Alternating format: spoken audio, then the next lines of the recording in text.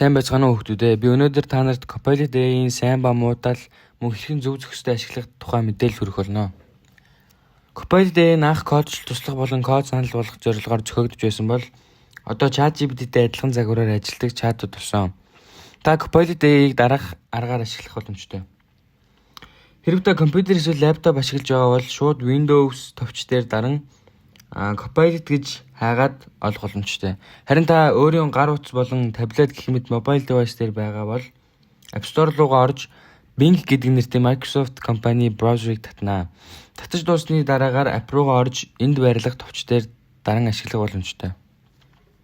Copilot AI-ийн танд Microsoft компани Word, Excel, PowerPoint гэх мэт програм ашиглаж таны хийсэн зүйлсийг засаж анзлах боломжтой. Үүнд үг алдаа засах, бичсэн текст зурцсах гэх мэт олон зүйлс багтана.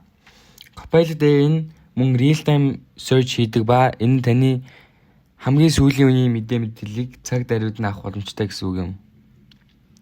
Тухайн AI нь ChatGPT-гээс илүү хурдан маш олон байдаг.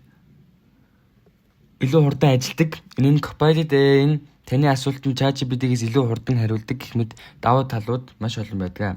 Харин муу талын хувьд энэхүү AI нь ChatGPT шиг шүлэгчилж эссе бичих эсвэл хүн шиг тантай чадлах боломжгүй байдаг.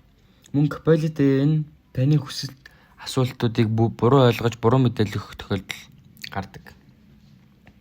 Одоо тухайн AI-ыг хэрхэн зөв зохистой өөртөө ашигтай байдлаар ашиглах тухай зөвлөгөө өгье.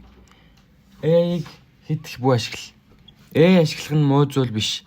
Хэрглэж болохгүй гэсэн үгч биш. Гол асуудал нь хэдийг ашиглахад байгаа.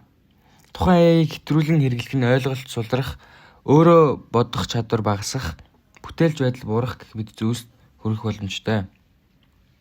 Үүнээс болж та шалгалтын үед AI ашиглах боломжгүйгээс болж асуудалтай нүүр тулах боломжтой. AI бол зүгээр л нэг туслах. Үүнийг хэтрүүлэн ашигласнаас болж бодох, ойлгох, сурах гэх мэт чадвараараа хохирох нь байж боломжгүй зүйл юм. AI-г зөв ухаалгаар ашиглах хамгийн сайн арга бол эхлээд өөрөө бодож үзээд AI-г зөвхөн нэмэлт тайлбар авахд ашиглах. Хариун шууд хуулж нь буруу. Багшаасаа асуугаас хизээч бүү санаа зов. Найзтайгаа ярилцаж хамтарч бодох гэж оролдох нь AI-г ашиглахаас илүү үр дүнтэй бас хөгжилтэй байдаг. AI бол зүгээр л нэг багаж гэдгийг бүү мартаарай. Copilot AI бол хүний амьдралд маш ихтэй технологи. Зөв хэрэглэл сурах явцыг тань хэлбэрчилж цаг хэмнэдэг. Тиймээс Copilot-ыг суралцахад дэмжлэг болгон хэрэгэл, хичээл бодлого, бүтээлч ажлыг өөрөө хийж сурах нь хамгийн чухал юм аа.